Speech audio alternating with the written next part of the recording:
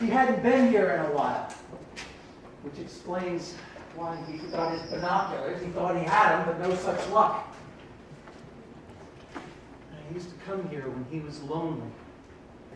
He missed it. Well, not the being lonely, but the shorebirds and the phoebes. And the phoebes were nesting again.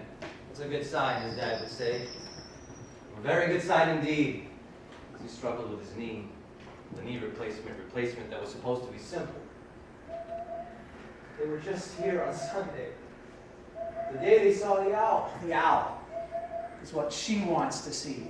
He'll show it to her when she gets back from Vancouver. He'll introduce her to the swallows. The tree swallows dive bomb the girls, encouraging them to hold tight and move on.